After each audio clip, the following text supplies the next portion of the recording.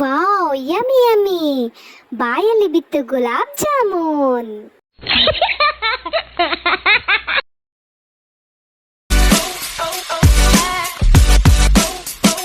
Hi hello ನಮಸ್ಕಾರ. ಈ ಒಂದು ವಿಡಿಯೋದಲ್ಲಿ ನಾನು ಊರಿಗೆ ಹೋದಾಗ ನಮ್ಮಮ್ಮ ನನಗೆ ಇಷ್ಟ ಅಂಥೇಳಿ ಗುಲಾಬ್ ಜಾಮೂನ್ ಮಾಡಿದರು. ಅದನ್ನು ನಾನು ವಿಡಿಯೋ ಮಾಡಿಟ್ಕೊಂಡಿದ್ದೆ. ಸೊ ಸಾಫ್ಟಾಗಿ ಸ್ವೀಟಾಗಿ ಗುಲಾಬ್ ಜಾಮೂನ್ನ ಯಾವ ಥರ ಮಾಡೋದು ಅಂಥೇಳಿ ನಾನು ನಿಮ್ಮ ಜೊತೆ ಇವತ್ತು ಶೇರ್ ಮಾಡ್ತಾಯಿದ್ದೀನಿ. ನಾವಿಲ್ಲಿ MTR ಗುಲಾಬ್ ಜಾಮೂನ್ ಪಾಕೆಟ್ನ ಯೂಸ್ ಮಾಡಿದ್ದೀವಿ. ಇದನ್ನು ನಾವು ನೀರು ಹಾಕಿ ಕಲಿಸೋದಿಲ್ಲ, ಹಾಲು ಹಾಕಿ ಕಲಿಸ್ತೀವಿ.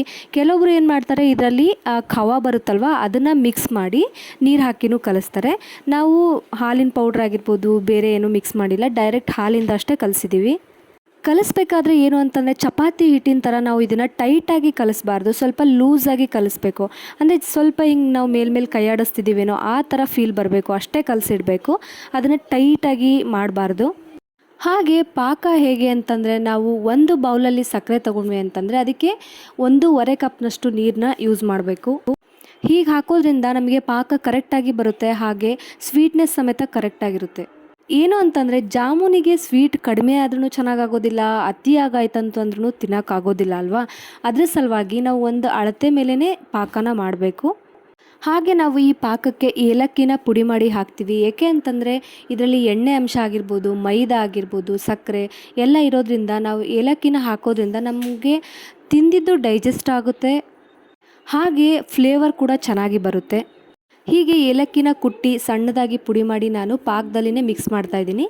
ಸೈಡ್ ಬೈ ಸೈಡ್ ನಮ್ಮಮ್ಮ ಜಾಮೂನ್ ಸಮೇತ ರೆಡಿ ಮಾಡ್ತಾ ಇದ್ದಾರೆ.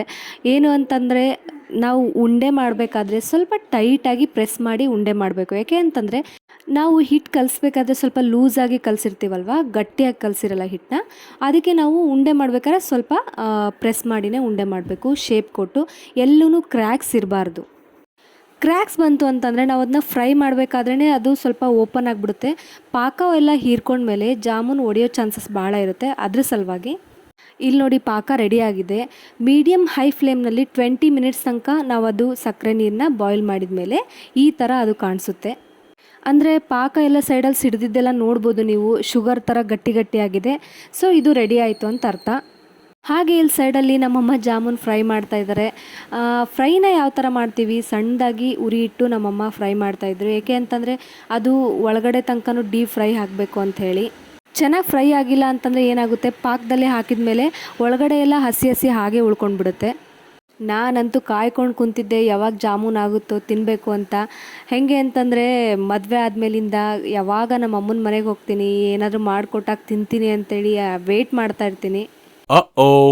ನಿಜ ಅಲ್ವಾ ಫ್ರೆಂಡ್ಸ್, ನೀವು ಈ ಥರನೇ ವೆಯ್ಟ್ ಮಾಡ್ತಾ ಇರ್ತೀರಲ್ವಾ.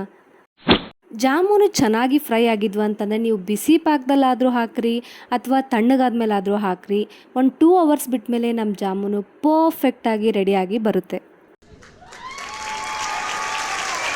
ಸೊ ನಿಮಗೆ ಈ ವಿಡಿಯೋ ಇಷ್ಟ ಆಯಿತು ಅಂತಂದರೆ ಒಂದು ಲೈಕ್ ಮಾಡಿ. ಏನೂ ಆಗೋದಿಲ್ಲ ಲೈಕ್ ಮಾಡಿದರೆ, ನನಗೆ ಒಂದು ಥರ ಮೋಟಿವೇಶನ್ ಸಿಗುತ್ತೆ ನಿಮ್ಮ ಲೈಕ್ಸ್ನ ನೋಡಿ ಅಂತ ಹೇಳ್ತಾ. ಹಾಗೆ ನೆಕ್ಸ್ಟ್ ವಿಡಿಯೋ ಸಲುವಾಗಿ ನನ್ನ ಚಾನಲ್ನ ಸಬ್ಸ್ಕ್ರೈಬ್ ಮಾಡ್ಕೊಳ್ಳಿ. ನೆಕ್ಸ್ಟ್ ವಿಡಿಯೋದಲ್ಲಿ ಮೀಟ್ ಆಗ್ತೀನಿ. ಅಲ್ಲಿ ತನಕ ಬಾಯ್.